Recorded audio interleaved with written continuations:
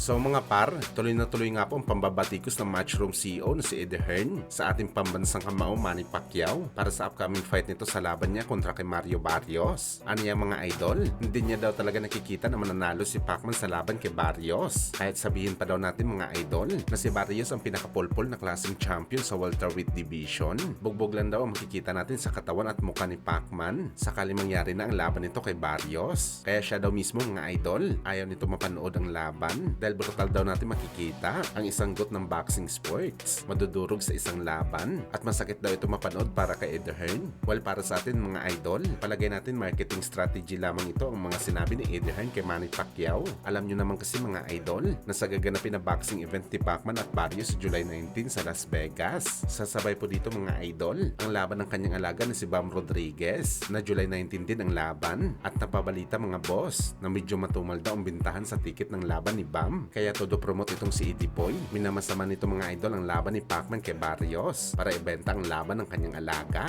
Which is tama naman yun mga idol dahil kailangan talaga kumita ni Eddie Hearn. Pero yun nga lang mga boss, hindi natin mababagong isip ng mga tao na pupunta sa laban ni Pacman. Lalo pa hindi lang si Boss Manny ang nakaline up dito. Andyan din ang sagupaan ni Pondora at Temsu. Petbull Cruz kalaban si Pero. Masulit na sulit talaga ito mga idol kaysa sa boxing event na Eddie Hearn na si Bam Rodriguez lamang ang superstar. At ang kalaban nito mga idol hindi pa masyado malakas at hindi kilala. Samantala speaking kay Manny Pacquiao mga idol, matapos nga po pinakita ni Mario Barrios ang kanyang sparring mate para sa preparasyon nito sa laban niya kay Manny Pacquiao kung saan kumuha ito mga idol ng kasing tangkad ni Pacman at kalawete kagaya din ni Boss Manny at bumawi naman mga idol ang Pinoy legend kay Mario Barrios dahil kumuha rin ito mga idol ng mga higanting sparring mate mas matatangkad pa kay Barrios at ang titigas pa talaga ng katawan. Tatlong higante pa to mga idol, malamang pinagsabay ni Pacman ang tatlong kalaban sa isang sparring session. Kaya masasabi talaga natin mga idol na matinding paghahanda talaga ang ginagawa ni Pacman. Pinipilit talaga nito na bugbugin ang kanyang sarili kalaban ng mga higante para hindi na ito manibago sa laban niya kay Mario Barrios.